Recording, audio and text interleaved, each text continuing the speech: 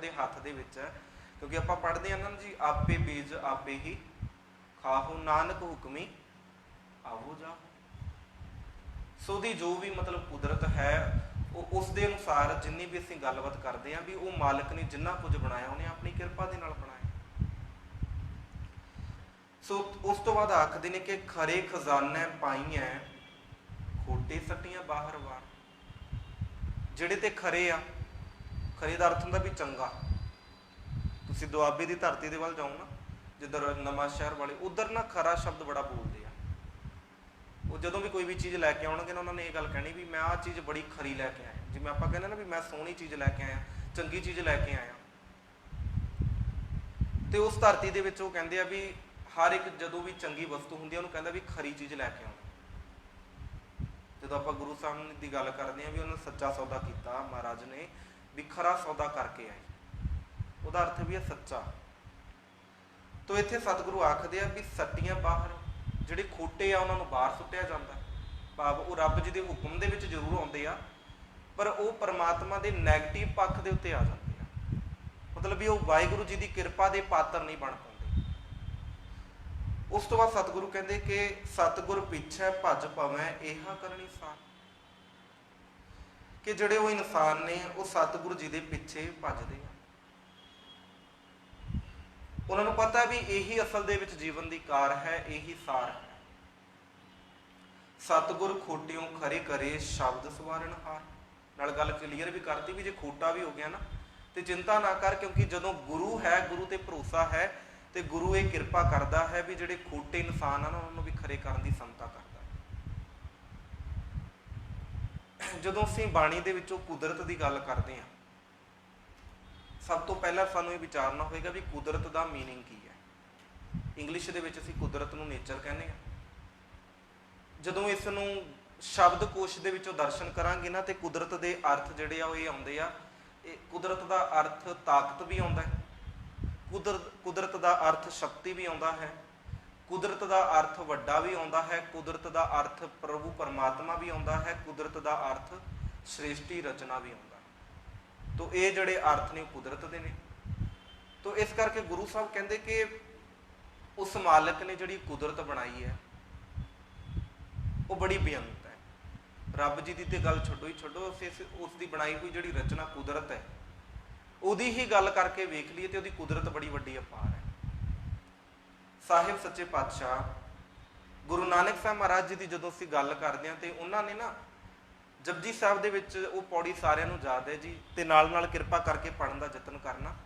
ਉਹ ਪੌੜੀ ਹੈ ਵੀ ਕਵਣ ਸੁਵੇਲਾ ਵਾਹਤ ਕਵਣ ਕਵਣ ਥਿਤ ਕਵਣ ਵਾਰ ਕਵਣ ਸਿਰੁੱਤੀ ਮਾਂ ਕਵਣ ਜਿਤ ਹੋਆ ਆਕਾਰ। ਉੱਥੇ ਗੁਰੂ ਸਾਹਿਬ ਸਵਾਲ ਪਾਉਂਦੇ ਆ, ਕੁਐਸਚਨ ਮਾਰਕ ਹੈ ਉੱਥੇ ਵੀ ਕਿਹੜਾ ਵਕਤ ਸੀ, ਕਿਹੜੀ ਮਿਤੀ ਸੀ, ਕਿਹੜਾ ਦਿਨ ਸੀ, ਕਿਹੜੀ ਰੁੱਤ ਸੀ। ਕਵਣ ਸੁਵੇਲਾ ਵਕਤ ਕਵਣ ਕਵਣ ਕਵਣ ਥਿਤ ਕਵਣ ਵਾਰ ਕਵਣ ਸਿਰੁੱਤੀ ਮਾਂ ਕਵਣ ਜਿਤ ਹੋਆ ਆਕਾਰ। ਤੇ ਅਗਲੀ ਗੱਲ ਕਹਿ ਦਿੱਤੀ ਵੀ ਬੇਲ ਨਾ ਪਾਈ ਆ ਪੰਡਤੀ ਜੇ ਲਿਖਣ ਲੇਖ ਪੁਰਾਣ। ਕਹਿੰਦੇ ਵੀ ਜਿਹੜੇ ਪੰਡਿਤ ਨੇ, ਧਾਰਮਿਕ ਆਗੂ ਨੇ, ਜੇ ਉਹਨਾਂ ਨੂੰ ਕੁਦਰਤ ਦੇ ਬਾਰੇ, ਪਰਮਾਤਮਾ ਦੀ ਬਣਾਈ ਹੋਈ ਰਚਨਾ ਦੇ ਬਾਰੇ ਪਹਿਲਾਂ ਪਤਾ ਹੁੰਦਾ ਤੇ ਉਹਨਾਂ ਨੇ ਪਹਿਲਾਂ ਆਪਣੇ ਪੁਰਾਣਾਂ ਦੇ ਵਿੱਚ ਲਿਖ ਦੇਣਾ ਸੀ। ਬੇਲ ਨਾ ਪਾਈ ਆ ਪੰਡਤੀ ਜੇ ਹੋਵੇ ਲੇਖ ਪੁਰਾਣ ਵਕਤ ਨਾ ਪਾਇਓ ਕਾਦੀਆਂ ਜੇ ਲਿਖਣ ਲੇਖ ਪੁਰਾਣ। ਉੱਥੇ ਵਕਤ ਨਾ ਪਾਇਓ ਕਾਦੀਆਂ ਦਾ ਅਰਥ ਹੁੰਦਾ ਹੈ ਵੀ ਜਿਹੜੇ ਕਾਜ਼ੀ ਨੇ, ਜਿਹੜੇ ਮੁਸਲਮਾਨਾਂ ਦੇ ਆਗੂ ਨੇ, ਉਹਨਾਂ ਨੂੰ ਵੀ ਜੇ ਪਤਾ ਹੁੰਦਾ ਵੀ ਕਿਹੜੇ ਵਕਤ ਵਿੱਚ ਕੁਦਰਤ ਉਸ ਪਰਮਾਤਮਾ ਨੇ ਬਣਾਈ ਹੈ ਤੇ ਉਹਨਾਂ ਨੇ ਆਪਣੇ ਪੁਰਾਣਾਂ ਦੇ ਵਿੱਚ ਲਿਖ ਦੇਣਾ ਸੀ। ਉਹ ਤੋਂ ਅੱਗੇ ਗੁਰੂ ਸਾਹਿਬ ਨੇ ਬਿਲਕੁਲ ਕਲੀਅਰ ਕਰ ਦਿੱਤਾ ਵੀ ਕੁਦਰਤ ਦੇ ਬਾਰੇ ਕੀ ਕੌਣ ਦੱਸ ਸਕਦਾ ਹੈ। ਜਾ ਕਰਤਾ ਸਿਰ ਠੀਕੋ ਸਾਜੇ ਆਪੇ ਜਾਣੈ ਸੋਈ। ਵੀ ਜਿਹੜੇ ਮਾਲਕ ਨੇ ਸ੍ਰਿਸ਼ਟੀ ਨੂੰ, ਇਸ ਕੁਦਰਤ ਨੂੰ ਬਣਾਇਆ ਹੈ ਭਾਈ, ਉਹੀ ਇਸ ਬਾਰੇ ਜਾਣਦਾ ਹੈ।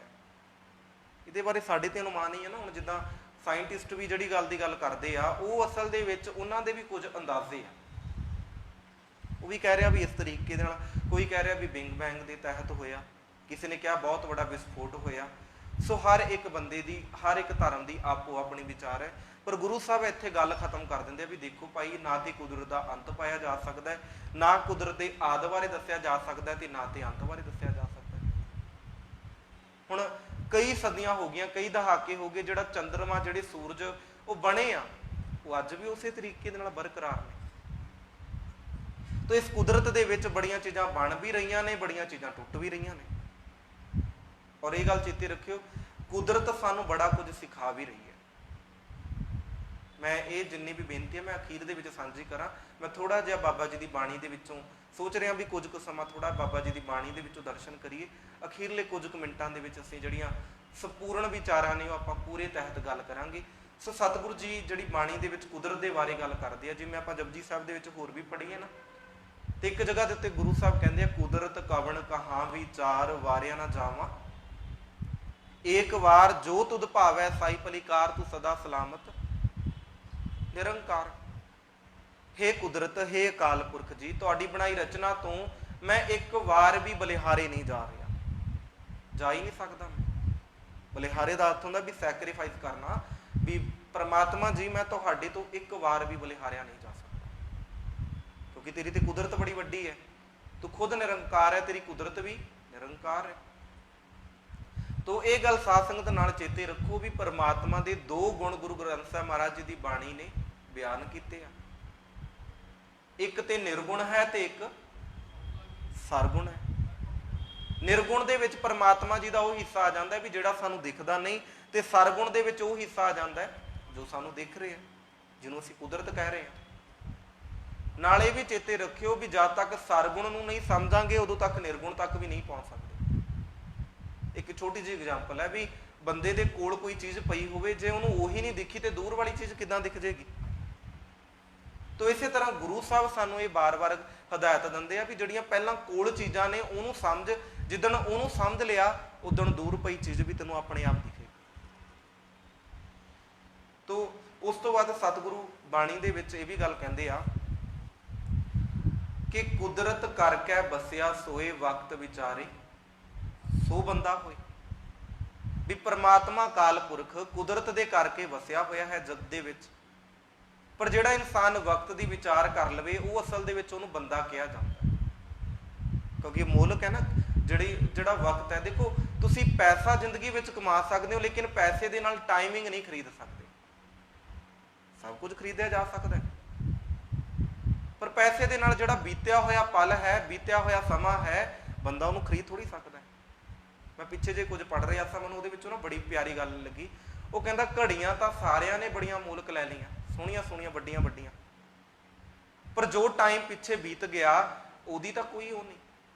ਘੜੀ ਤੇ ਮੈਂ ਲੱਖ ਦੀ ਵੀ ਲਾ ਸਕਦਾ, 2 ਲੱਖ ਦੀ, ਕਰੋੜਾਂ ਦੀ ਵੀ ਲਾ ਸਕਦਾ, ਪਰ ਜਿਹੜਾ ਟਾਈਮ ਹੈ ਉਹਦੀ ਕੀ ਕੀਮਤ ਦੇਵਾਂ ਮੈਂ?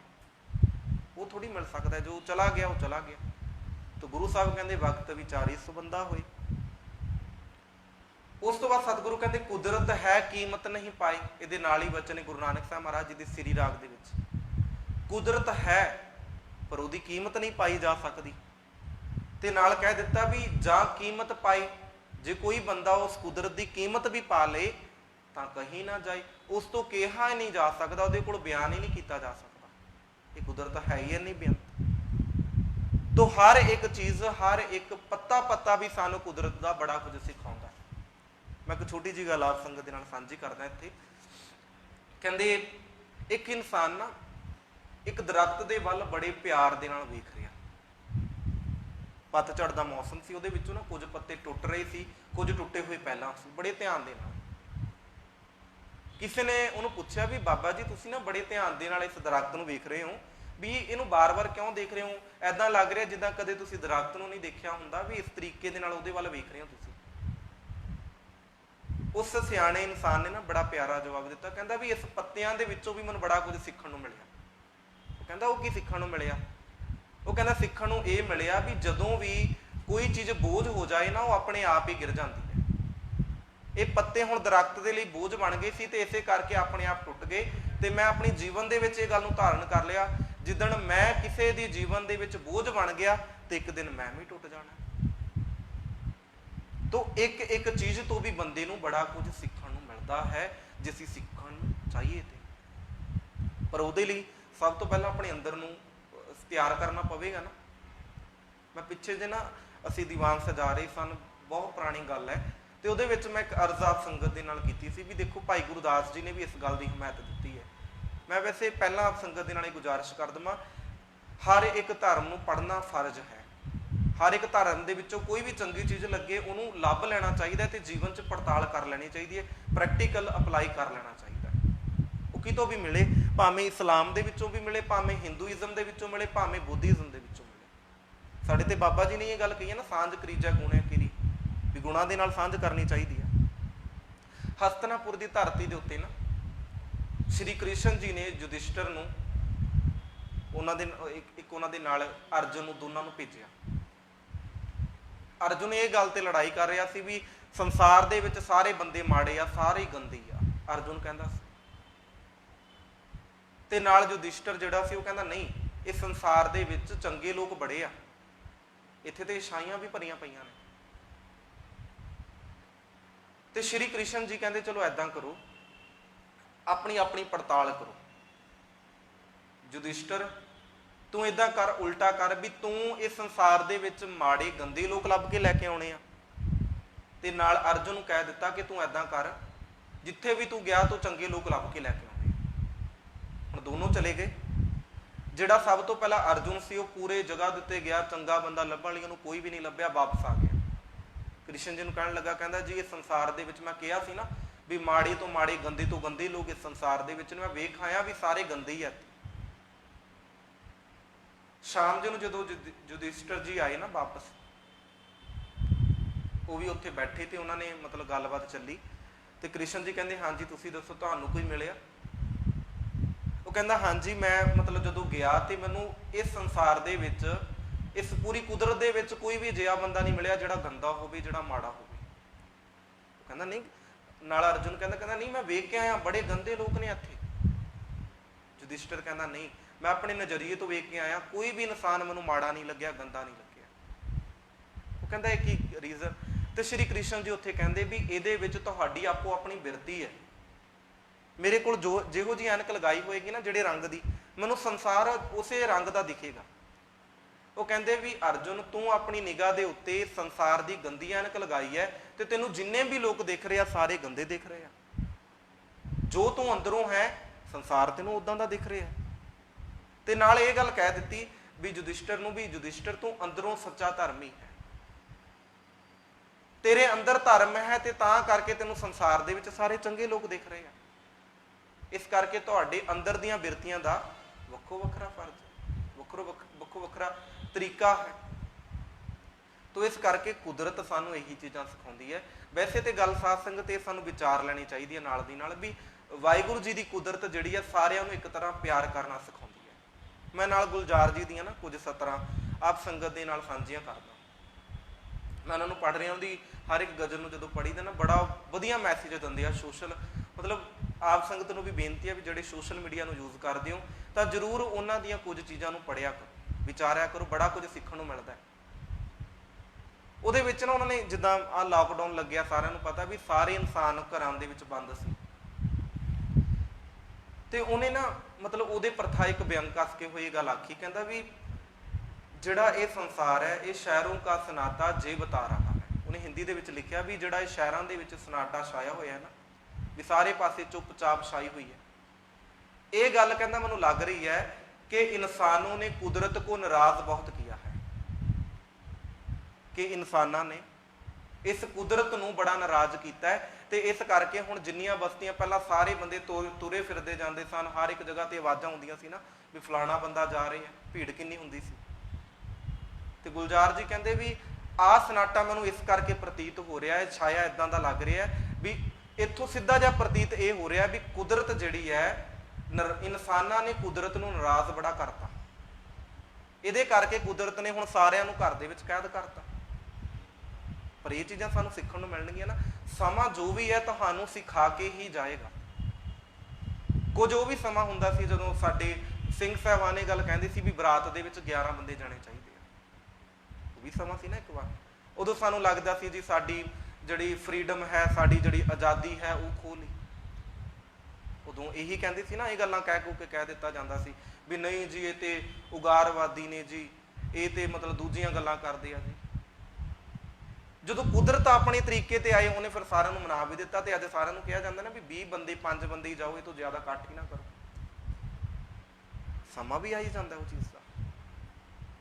ਤੋ ਇਸ ਕਰਕੇ ਇੱਕ ਤੇ ਇਹ ਗੱਲ ਹੈ। ਹੁਣ ਆਪਾਂ ਥੋੜਾ ਜਿਹਾ ਇਤਿਹਾਸ ਦੀਆਂ ਵਿਚਾਰਾਂ ਵੀ ਕਰੀਏ, ਕਿਉਂਕਿ ਕੁਦਰਤ ਦਾ ਵਿਸ਼ਾ ਹੈ ਜੀ। ਮੈਂ ਸਾਰੀ ਗੱਲ ਜਿਹੜੀ ਵਾਰਤਾ ਹੈ ਆਪ ਸੰਗਤ ਦੇ ਨਾਲ ਕੁਦਰਤ ਦੇ ਵਿਸ਼ੇ ਦੇ ਹੀ ਬੋਲਣੀ ਹੈ। ਨਾਲ ਮੈਂ ਵੀ ਦੱਸਣਾ ਵੀ ਅੱਜ ਦੇ ਮਾਹੌਲ ਦੇ ਵਿੱਚ ਕੁਦਰਤ ਦੇ ਨਾਲ ਪ੍ਰੇਮ ਕਰਨਾ ਕਿਉਂ ਜ਼ਰੂਰੀ ਹੈ। ਬਾਣੀ ਵੀ ਸਾਨੂੰ ਇਸੇ ਕਰਕੇ ਕਹਿ ਰਹੀ ਹੈ, ਕਿਉਂਕਿ ਜਿਹੜੇ ਪੁਰਾਣੇ ਬਜ਼ੁਰਗ ਸੀ ਨਾ, ਚਲੋ ਉਹਨਾਂ ਨੇ ਜਿਸ ਤਰੀਕੇ ਦੇ ਨਾਲ, ਚਲੋ ਉਹਨੂੰ ਚਾਹੇ ਕੋਈ ਬਲਾਈਂਡ ਫੇਥ ਕਹਿ ਲਵੇ, ਚਾਹੇ ਕੋਈ ਅੰਧ ਵਿਸ਼ਵਾਸ ਕਹਿ ਲਵੇ, ਹਰ ਇੱਕ ਬੰਦੇ ਦੀ ਆਪੋ ਆਪਣੀ ਮਨੌਤ ਹੈ। ਪਰ ਮੈਂ ਤੇ ਇਹ ਗੱਲ ਕਹਿਣਾ ਹੁੰਦਾ ਵੀ ਉਹਨਾਂ ਨੇ ਵੀ ਕੁਝ ਸੋਚ ਕੇ ਇਹ ਗੱਲਾਂ ਕਹੀਆਂ ਹੋਣਗੀਆਂ। ਤੁਸੀਂ ਵੇਖਿਓ ਪੁਰਾਣੇ ਸਮੇਂ 'ਚ ਨਾ ਜੰਡਾਂ ਦੀ ਵੀ ਪੂਜਾ ਹੁੰਦੀ ਸੀ, ਪੇੜ ਪੌਦਿਆਂ ਦੀ ਵੀ ਪੂਜਾ ਹੁੰਦੀ ਸੀ। ਸਨਾਤਨ ਮੱਤ ਦੇ ਵਿੱਚ ਅੱਜ ਵੀ ਹੋ ਰਹੀ ਹੈ। ਪਰ ਇਹ ਅਰਥ ਨਹੀਂ ਵੀ ਮੈਂ ਕਿਸੇ ਜੰਡ ਦੇ ਅੱਗੇ ਮੱਥਾ ਟੇਕਣ ਦੀ ਗੱਲ ਕਰਦਾ। ਮੈਂ ਗੱਲ ਇਹ ਕਹਿ ਰਿਹਾ ਵੀ ਜਦੋਂ ਵੀ ਕੋਈ ਜੰਡ ਸੀ ਨਾ, ਉਹਨਾਂ ਨੂੰ ਬਚਾਉਣ ਦਾ ਇੱਕ ਤਰੀਕਾ ਸੀ। ਉਸ ਸਮੇਂ ਉਹਨਾਂ ਲੋਕਾਂ ਦੀ ਥਿੰਕਿੰਗ ਇਹ ਸੀ ਕਿ ਜਿਹੜੇ ਇਹ ਦਰਖਤ ਨੇ ਉਹ ਬਚ ਜਾਣ। ਜਦੋਂ ਬੋੜ ਹੁੰਦਾ ਸੀ, ਜਦੋਂ ਪਿੱਪਲ ਹੁੰਦਾ ਸੀ, ਉਹਨੂੰ ਬਾਬਾ ਬੋੜ ਕਿਹਾ ਜਾਂਦਾ ਸੀ ਸਾਡੇ ਧਰਮ ਦੇ ਵਿੱਚ। ਉਹਨੂੰ ਕਹਿੰਦੇ ਵੀ ਇਹਨੂੰ ਰੱਖੋ, ਕਿਉਂਕਿ 24 ਘੰਟੇ ਇੱਕ ਤੇ ਆਕਸੀਜਨ ਦਿੰਦਾ ਸੀ। ਤੇ ਉਹ ਕਹਿੰਦੇ ਵੀ ਜਿਹੜਾ ਵੀ ਬੋੜ ਨੂੰ, ਦਰਖਤ ਨੂੰ, ਪਿੱਪਲ ਨੂੰ ਵੱਢਦਾ ਹੈ ਨਾ, ਉਹਦੇ ਲਈ ਉਹ ਪਾਪ ਹੈ ਇੱਕ ਤਰ੍ਹਾਂ ਦਾ। ਇਸ ਗੱਲ ਨੂੰ ਕਹਿੰਦੇ ਸੀ ਉਹ। ਇਸੇ ਕਰਕੇ ਅੱਜ ਜੇ ਸਾਨੂੰ 2-4 ਬੋੜ ਪਿੰਡਾਂ ਦੇ ਵਿੱਚ ਦਿਖ ਰਹੇ ਆ, ਇਹ ਉਹਨਾਂ ਦੀ ਬਦੌਲਤ ਆ। ਇਹ ਆਰਟੀਕਲ ਇੱਕ ਵਾਰ ਕਿਸੇ ਨੇ ਲਿਖਿਆ ਵੀ ਸੀ, ਮੈਨੂੰ ਉੱਥੋਂ ਵੀ ਮਤਲਬ ਕਾਫੀ ਕੁਝ ਪੜ੍ਹਨ ਦਾ ਮੌਕਾ ਮਿਲਿਆ। ਉਹ ਕਹਿੰਦਾ ਵੀ ਅੰਧ ਵਿਸ਼ਵਾਸ ਹੀ ਚੰਗਾ ਸੀ। ਘੱਟੋ ਘੱਟ ਲੋਕੀ ਦਰਖਤਾਂ ਨੂੰ ਰੱਖਦੇ ਤਾਂ ਸੀ ਨਾ, ਵੀ ਉਹਨਾਂ ਦੀ ਕੇਅਰ ਤੇ ਕਰਦੇ ਸੀ, ਕੱਟਣ ਤੋਂ ਗੁਰੇਜ਼ ਕਰਦੇ ਸੀ। ਜਿਵੇਂ ਜਿਵੇਂ ਸਮਾਂ ਮਾਡਰਨ ਹੁੰਦਾ ਗਿਆ, ਲੋਕਾਂ ਨੂੰ ਅਕਲ ਆਉਣੀ ਸ਼ੁਰੂ ਹੋਈ, ਮਤਲਬ ਸੋਚ ਅੱਗੇ ਡਿਵੈਲਪ ਹੁੰਦੀ ਗਈ, ਬੰਦਾ ਅੰਦਰੂਨੀ ਤੌਰ ਤੇ ਪਿੱਛਾ ਜਾਣਾ ਸ਼ੁਰੂ ਹੋ ਗਿਆ। ਸ਼ਹਿਰ ਵਸ ਗਏ, ਨਗਰ ਵਸ ਗਏ।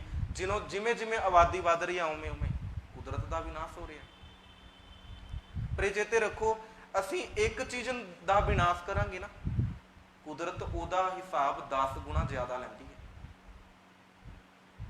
ਮੈਂ ਨਾ ਪਿੱਛੇ ਜੇ ਤੁਹਾਨੂੰ ਪਤਾ ਹੋਵੇ, ਕੇਰਲ ਦੇ ਵਿੱਚ ਪਿੱਛੇ ਜੇ ਬਾੜ ਆਈ ਸੀ, ਬਹੁਤ ਵੱਡਾ ਹੜ੍ਹ ਆਇਆ, ਤੇ ਉੱਥੋਂ ਸਾਨੂੰ ਇਹ ਸੰਦੇਸ਼ ਮਿਲ ਜਾਣਾ ਚਾਹੀਦਾ ਵੀ ਦੇਖੋ ਕੁਦਰਤ ਦਾ ਵਿਨਾਸ਼ ਕੀਤਾ ਤੇ ਕੁਦਰਤ ਨੇ ਅੱਗੇ ਪ੍ਰਣਾਮ ਵੀ ਦਿਖਾ ਦਿੱਤੇ।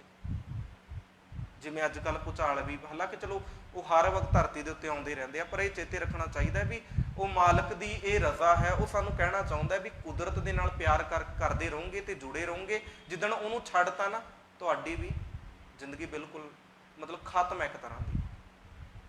ਸਾਇੰਸ ਤੇ ਇੱਥੋਂ ਤੱਕ ਕਹਿ ਦਿੰਦੀ ਹੈ, ਕਿਉਂਕਿ ਮੈਂ ਅਰਜ਼ ਤਾਂ ਕਰ ਰਿਹਾ ਵੀ ਅੱਜ ਕੱਲ੍ਹ ਲੋਕਾਂ ਨੂੰ ਸਮਝ ਜਿਹੜੀ ਉਹ ਸਾਇੰਸ ਦੇ ਨਜ਼ਰੀਏ ਦੇ ਵਿੱਚੋਂ ਵੀ ਆਉਂਦੀ ਹੈ। ਹਾਲਾਂਕਿ ਬਾਣੀ ਨੇ ਤਾਂ ਇਹ ਪਹਿਲਾਂ ਹੀ ਗੱਲਾਂ ਕੀਤੀਆਂ ਹੋਈਆਂ ਨੇ ਵੀ ਹਰ ਇੱਕ ਜੀਵ ਦੇ ਨਾਲ, ਇੱਕ ਇੱਕ ਚੀਜ਼ ਦੇ ਨਾਲ ਪ੍ਰੇਮ ਕਰੋ। ਉਹ ਕਹਿੰਦੇ ਵੀ ਜੇ ਮਧੂ ਮੱਖੀਆਂ ਖਤਮ ਹੋ ਜਾਣ ਨਾ, ਤੇ ਜਿਹੜੇ ਇਨਸਾਨ ਨੇ ਸਿਰਫ 3 ਸਾਲ ਇਸ ਧਰਤੀ ਦੇ ਉੱਤੇ ਜਿਉ ਸਕਦੇ ਆ, 3 ਸਾਲ ਤੋਂ ਬਾਅਦ ਪੂਰੀ ਇਨਸਾਨੀਅਤ ਬਿਲਕੁਲ ਖਤਮ। ਮਧੂ ਮੱਖੀਆਂ ਦਾ ਸਾਡੇ ਜੀਵਨ ਦੇ ਵਿੱਚ ਬੜਾ ਵੱਡਾ ਰੋਲ ਹੈ। ਇਹ ਜਿੰਨੀਆਂ ਵੀ ਚੀਜ਼ਾਂ ਨੇ ਸਾਨੂੰ ਪੜ੍ਹਨੀਆਂ ਪੈਣਗੀਆਂ। ਜਦੋਂ ਪੜ੍ਹਾਂਗੇ ਤੇ ਵਿਚਾਰਾਂਗੇ ਨਾ, ਕਿਉਂਕਿ ਬਾਬਾ ਜੀ ਨੇ ਸਾਨੂੰ ਕੁਦਰਤ ਦੇ ਬਾਰੇ ਪਿਆਰ ਕਰਨਾ ਸਿਖਾਇਆ ਹੈ ਵੀ ਹਰ ਇੱਕ ਜੀਵ ਦੇ ਨਾਲ ਪ੍ਰੇਮ ਕਰੋ, ਪਿਆਰ ਕਰੋ। ਸੋ ਖੈਰ ਮੈਂ ਇਤਿਹਾਸ ਦੇ ਵੱਲ ਆਵਾਂ। ਗੁਰੂ ਹਰਗੋਬਿੰਦ ਸਾਹਿਬ ਮਹਾਰਾਜ ਜੀ ਦਾ ਜੀਵਨ ਅਸੀਂ ਪਿੱਛੇ ਵਿਚਾਰ ਕੇ ਹਟੇ ਹਾਂ ਵੀ ਉਹਨਾਂ ਦੇ ਸਪੁੱਤਰ ਗੁਰੂ ਹਰ ਰਾਏ ਸਾਹਿਬ ਮਹਾਰਾਜ, ਉਹਨਾਂ ਨੇ ਬਹੁਤ ਵੱਡਾ ਚੋਲਾ ਪਹਿਨਿਆ ਹੋਇਆ ਹੈ, ਤੇ ਪਹਿਨ ਕੇ ਨਾ ਬਗੀਚੇ ਦੇ ਵਿੱਚ ਟਹਿਲ ਰਹੇ ਆ, ਤੇ ਟਹਿਲਦੇ ਗਲਤੀ ਦੇ ਨਾਲ ਉਹਨਾਂ ਦਾ ਚੋਲਾ ਜਿਹੜਾ ਸੀ ਨਾ, ਉਹਨਾਂ ਦੀ ਇੱਕ ਕਲੀ ਇੱਕ ਫੁੱਲ ਦੇ ਨਾਲ ਟਕਰਾ ਗਈ, ਤੇ ਕਹਿੰਦੇ ਫੁੱਲ ਟੁੱਟ ਗਿਆ। ਤੇ ਸੱਚੇ ਪਾਤਸ਼ਾਹ ਗੁਰੂ ਹਰਗੋਬਿੰਦ ਸਾਹਿਬ ਮਹਾਰਾਜ ਨੇ ਇਸ ਗੱਲ ਦੇ ਉੱਤੇ ਬੜਾ ਵੱਡਾ ਗਿਲਾ ਕੀਤਾ ਤੇ ਆਪਣੇ ਪੁੱਤਰ ਨੂੰ ਇਹ ਸੰਦੇਸ਼ ਦਿੱਤਾ, ਪੁੱਤਰਾ ਜੇ ਚੋਲਾ ਵੱਡਾ ਹੋ ਜਾਏ ਨਾ, ਤੇ ਛੋਟੀਆਂ ਛੋਟੀਆਂ ਚੀਜ਼ਾਂ ਦਾ ਧਿਆਨ ਰੱਖਣਾ ਸਾਡੇ ਲਈ ਜ਼ਰੂਰੀ ਹੈ। ਉਹਦਾ ਅਰਥ ਇਕੱਲਾ ਇਹ ਨਹੀਂ ਸੀ ਵੀ ਕੱਪੜੇ ਵਾਲੇ ਚੋਲਾ ਪਾ ਲਿਆ ਤੇ ਫੁੱਲ ਟੁੱਟ ਗਿਆ, ਕੋਈ ਗੱਲ ਨਹੀਂ। ਉਹਦਾ ਅਰਥ ਇਹ ਸੀ ਗੁਰੂ ਸਾਹਿਬ ਦਾ ਵੀ ਜੇ ਇੱਕ ਤੇ ਚਲੋ ਸਾਨੂੰ ਕੁਦਰਤ ਦਾ ਮੈਸੇਜ ਮਿਲ ਗਿਆ ਵੀ ਹਰ ਇੱਕ ਚੀਜ਼ ਦਾ ਸਤਿਕਾਰ ਕਰੋ, ਫੁੱਲਾਂ ਦਾ ਵੀ ਸਤਿਕਾਰ ਕਰੋ।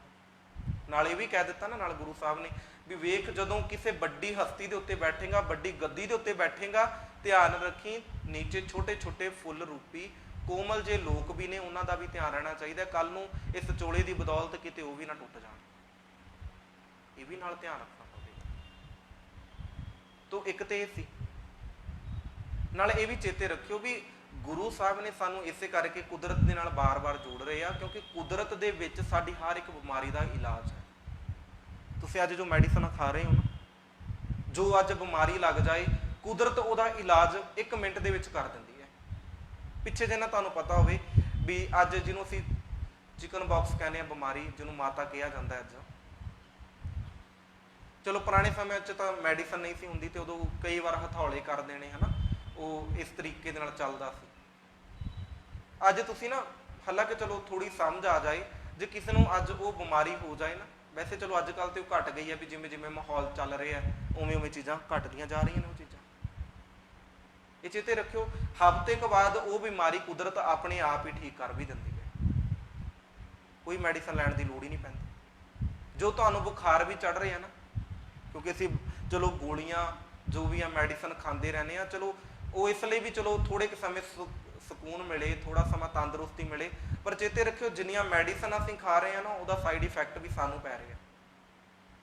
ਜਿਹੜੀ ਚੀਜ਼ ਦਾ ਇਫੈਕਟ ਹੈ ਉਹਦਾ ਸਾਈਡ ਇਫੈਕਟ ਵੀ ਹੈ। ਤਾਂ ਹਰ ਇੱਕ ਚੀਜ਼ ਹੈ, ਜੋ ਚੀਜ਼ ਬਣੀ ਹੈ, ਜਿੱਥੇ ਉਹਨੇ ਸਹੀ ਦਿਸ਼ਾ ਵੱਲ ਲੈ ਕੇ ਜਾਣਾ, ਉੱਥੇ ਉਹਦੇ ਕੁਝ ਗਲਤ ਵੀ ਉਪਯੋਗ ਨੇ।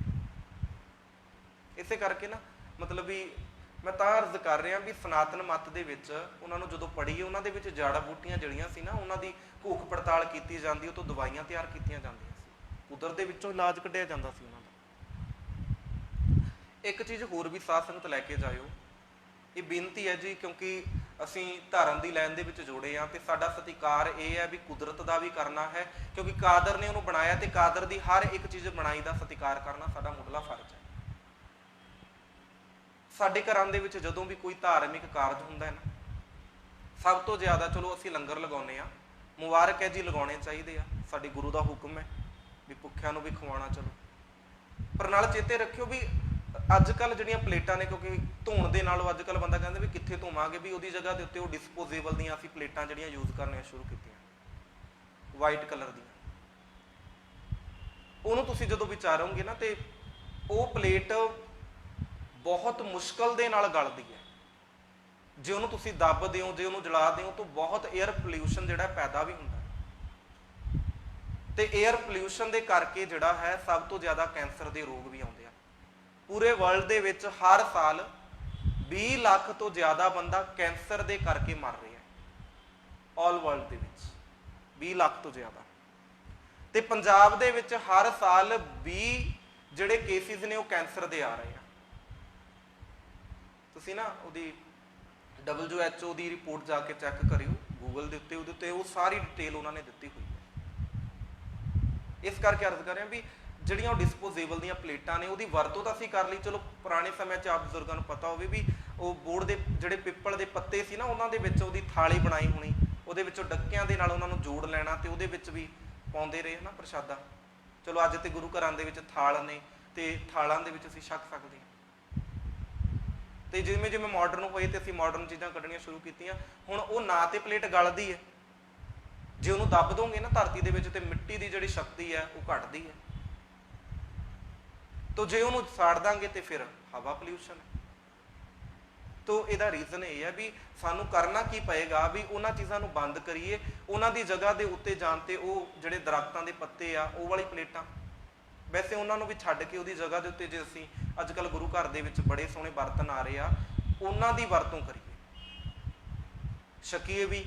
ਕੁਛ ਸਮਾਂ ਨਹੀਂ ਲੱਗਦਾ, ਹਰ ਇੱਕ ਬੰਦਾ ਡਿਪੈਂਡ ਹੋਵੇ। ਜਿਵੇਂ ਅੱਜ ਕੱਲ੍ਹ ਕਹਿੰਦੇ ਨਾ ਵੀ ਸਮਾਂ ਨਹੀਂ ਹੈ ਜੀ ਸੇਵਾ ਕਰਨ ਦਾ, ਵੀ ਬੰਦੇ ਕੋਲ ਇੰਨਾ ਵੀ ਸਮਾਂ ਨਹੀਂ ਕਿ ਉਹ ਜੋ ਪ੍ਰਸ਼ਾਦਾ ਛਕ ਰਿਹਾ ਹੈ ਆਪਣੀ ਥਾਲੀ ਖੁਦ ਧੋ ਕੇ ਵੀ ਰੱਖ ਹੀ ਸਕਦਾ।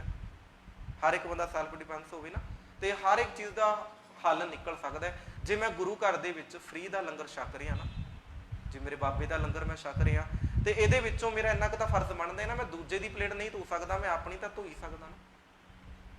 ਤੇ ਜੇ ਇਹ ਚੀਜ਼ਾਂ ਸਿੱਖਾਂਗੇ ਫਿਰ ਬੜਾ ਕੁਝ ਸਿੱਖਣ ਨੂੰ ਵੀ ਮਿਲੇਗਾ ਸਾਨੂੰ।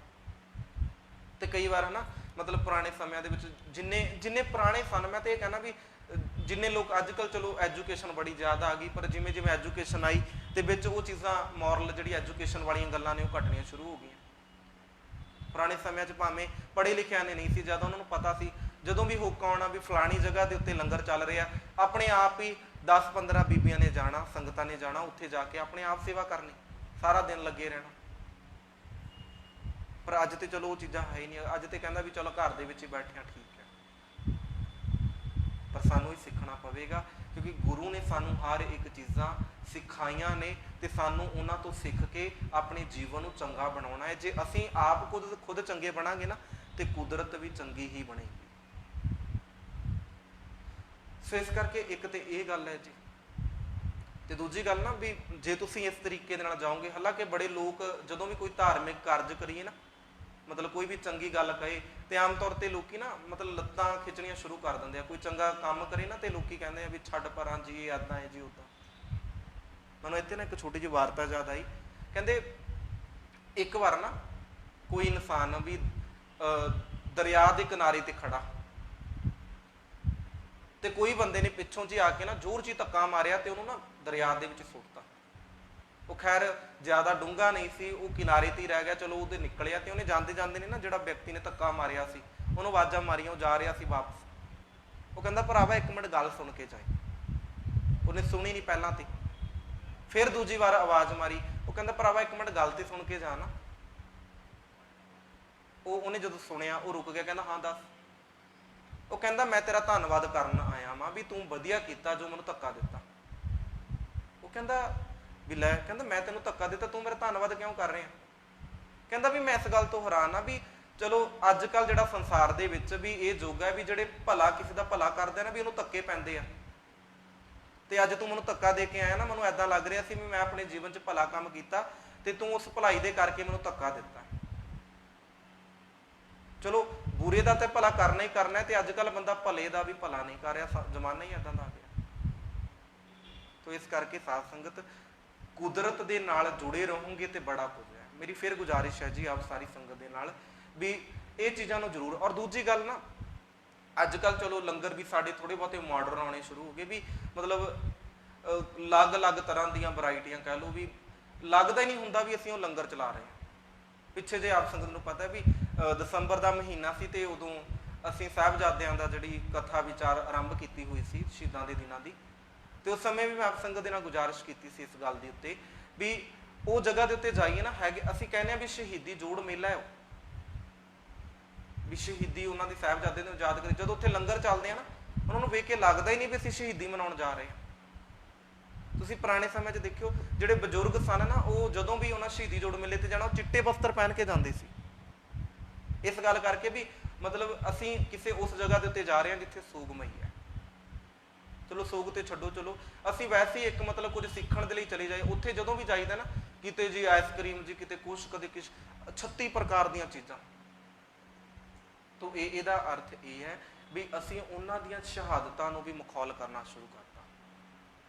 ਸਿੱਖੀ ਸਾਧ ਸੰਗਤ ਵੀ ਜਿਹੜਾ ਲੰਗਰ ਹੈ ਉਹ ਵੀ ਇੱਕ ਸਿੰਪਲ ਦੀ ਤਰ੍ਹਾਂ ਹੋਵੇ ਨਾ, ਕਿਉਂਕਿ ਜਿਹਨੇ ਛਕਣਾ, ਜਿਹਨੂੰ ਭੁੱਖ ਉਹਨੇ ਸਿੰਪਲ ਵੀ ਛਕ ਲੈਣਾ। ਕਿਉਂਕਿ ਕਹਿੰਦੇ ਆ ਨਾ ਵੀ ਜਿਵੇਂ ਜਿਹੜੀ ਗੰਦਗੀ ਹੈ ਉਹ ਤੇ ਦੇਖਣ ਵਾਲੇ ਦੇ ਨਜ਼ਰੀਏ ਦੇ ਵਿੱਚ ਹੁੰਦੀ ਹੈ ਨਾ, ਨਹੀਂ ਤੇ ਕਈਆਂ ਨੂੰ ਤਾਂ ਗੰਦਗੀ ਦੇ ਵਿੱਚੋਂ ਵੀ ਰੋਟੀ ਮਿਲ ਜਾਂਦੀ ਹੈ। ਇੱਕ ਕੂੜਾ ਸਾਫ਼ ਕਰਨ ਵਾਲੀ ਜਿਹੜੀ ਔਰਤ ਹੈ, ਉਹ ਵਿਚਾਰੀ ਸਾਰਾ ਦਿਨ ਲਾ ਕੇ ਸਫਾਈ ਕਰਦੀ ਹੈ। ਸਾਡੇ ਵਰਗੇ ਕਹਿੰਦੇ ਆ ਵੀ ਉਹ ਗੰਦ ਸਾਫ਼ ਕਰ ਰਹੀ ਹੈ। ਇਹ ਤਾਂ ਸਾਡੀ ਵਿਰਤੀ ਸੀ ਨਾ, ਅਸੀਂ ਉਹਨੂੰ ਵੇਖਿਆ ਵੀ ਏਦਾਂ ਵਾ, ਪਰ ਉਸ ਔਰਤ ਨੂੰ ਪਤਾ ਹੈ ਵੀ ਇਸ ਗੰਦਗੀ ਨੂੰ ਸਾਫ਼ ਕਰਕੇ ਤੋਂ ਅੱਗੇ ਮੈਨੂੰ ਰੋਟੀ ਵੀ ਮਿਲਣੀ ਹੈ। ਤਾਂ ਆਪਣਾ ਕਾਰਜ ਹੈ, ਤੋਂ ਨਜ਼ਰੀਆ ਸਾਡਾ ਆਪਣਾ ਹੈ ਜੀ। ਤੋਂ ਇਸ ਕਰਕੇ ਇੱਕ ਦੋ ਕੁ ਬੇਨਤੀਆਂ ਨੇ। ਔਰ ਤੀਸਰੀ ਗੱਲ ਵੀ ਰੁੱਖਾਂ ਦੇ ਨਾਲ ਪ੍ਰੇਮ ਜ਼ਰੂਰ ਕਰੀਏ, ਰੁੱਖ ਜ਼ਰੂਰ ਲਗਾਈਏ। ਕੁਦਰਤ ਦੇ ਨਾਲ ਪਿਆਰ ਹੀ ਤਾਂ ਵਧੇਗਾ। ਇੱਕ ਇਨਸਾਨ ਨੂੰ ਜਿਉਣ ਦੇ ਲਈ 10 ਦਰਖਤਾਂ ਦੀ ਜ਼ਰੂਰਤ ਹੈ। WHO ਕਹਿੰਦੀ ਹੈ ਕਿ ਇੱਕ ਇਨਸਾਨ ਨੂੰ ਜਿਉਂਦੇ ਰਹਿਣ ਦੇ ਲਈ 10 ਦਰਖਤਾਂ ਦੀ ਲੋੜ ਹੈ। ਜੇ 10 ਦਰਖਤ ਨੇ ਤਾਂ ਇੱਕ ਇਨਸਾਨ ਜਿਉ ਸਕਦਾ ਹੈ। ਤਾਂ ਫਿਰ ਵੀ ਭਾਈ ਜੇ ਸਾਡੇ ਘਰਾਂ ਦੇ ਵਿੱਚ ਫਰਸ਼ ਪੱਕੇ ਲੱਗੇ ਨਾ, ਜੇ ਥੋੜਾ ਜਿਹਾ ਤੋੜ ਕੇ ਅਸੀਂ ਉੱਥੇ ਕੋਈ ਦਰਖਤ ਲਗਾ ਲਈਏ ਜਾਂ ਕੁਝ ਗਮਲੇ ਲਗਾਈਏ, ਵੀ ਉਹ ਸਾਡੇ ਲਈ ਫਾਇਦਾ ਹੈ। ਕਿਉਂਕਿ ਜਿੱਥੇ ਬਾਣੀ ਨੂੰ ਪੜਾਂਗੇ, ਸਵੇਰੇ ਵੇਲੇ ਅਸੀਂ ਪੜ੍ਹਦੇ ਹਾਂ ਨਾ, ਪਵਨ ਗੁਰੂ ਪਾਣੀ ਪਿਤਾ ਮਾਤਾ ਧਰਤ ਮਹੱਤ, ਤੇ ਸ਼ਾਮ ਨੂੰ ਵੀ ਅਸੀਂ ਕਹਿੰਦੇ ਹਾਂ ਨਾ, ਬਲਿਹਾਰੀ ਕੁਦਰਤ ਵਸਿਆ ਤੇਰਾ ਅੰਤ ਨਾ ਜਾਈ। ਸਵੇਰ ਤੋਂ ਲੈ ਕੇ ਸ਼ਾਮ ਤੱਕ ਗੁਰੂ ਸਾਹਿਬ ਇਹੀ ਸਿਖਾ ਰਹੇ ਨਾ ਵੀ ਕੁਦਰਤ ਦੇ ਨਾਲ ਜੁੜ ਕੇ ਰਹੋ ਭਾਈ। ਤਾਂ ਜਦੋਂ ਇਹ ਗੱਲਾਂ ਨੂੰ ਸਮਝਾਂਗੇ, ਵਿਚਾਰਾਂਗੇ, ਫਿਰ ਆਪਣੇ ਆਪ ਪ੍ਰੇਮ ਬਣੇਗਾ। ਸੋ ਖੈਰ ਅਖੀਰ 'ਚ ਸਤਿਗੁਰੂ ਕਹਿੰਦੇ ਆ ਕਿ ਗਾਣਤ ਤਿਨਾ ਦੀ ਕੋ ਕਿਆ ਕਰੇ। ਉਹਨਾਂ ਦੀ ਗਿਣਤੀ ਕੋਈ ਇਨਸਾਨ ਕਿਵੇਂ ਕਰ ਸਕਦਾ ਹੈ? ਜੋ ਆਪ ਬਖਸ਼ੇ ਕਰਤਾਰ, ਜਿਨ੍ਹਾਂ ਨੂੰ ਮਾਲਕ ਨੇ ਆਪ ਖੁਦ ਬਖਸ਼ਿਆ ਹੈ। ਸੋ ਸਤਿਗੁਰੂ ਕਿਰਪਾ ਕਰਨ ਜੀ। ਇਹ ਸੀ ਅੱਜ ਦੇ ਦੀਵਾਨਾਂ ਦੀ ਵਿਚਾਰਾਂ ਕਰਦਿਆਂ ਹੋਇਆਂ ਅਨੇਕਾਂ ਪ੍ਰਕਾਰ ਦੀਆਂ ਭੁੱਲਾਂ ਗਲਤੀਆਂ ਦਾਸਰੀ ਦੀਆਂ ਜੀ। ਵਡਿਆਈ ਗੁਰੂ ਗ੍ਰੰਥ ਸਾਹਿਬ ਸੱਚੇ ਪਾਤਸ਼ਾਹ ਜੀ ਦੀ ਚੋਲੀ ਪਾਉਣੀ। ਸਾਰੀ ਸੰਗਤ ਪਿਆਰ ਸਤਿਕਾਰ ਦੇ ਨਾਲ ਉਚਾਰਨ ਕਰੋ। ਆਖੋ ਜੀ ਵਾਹਿਗੁਰੂ ਜੀ ਕਾ ਖਾਲਸਾ, ਵਾਹਿਗੁਰੂ ਜੀ।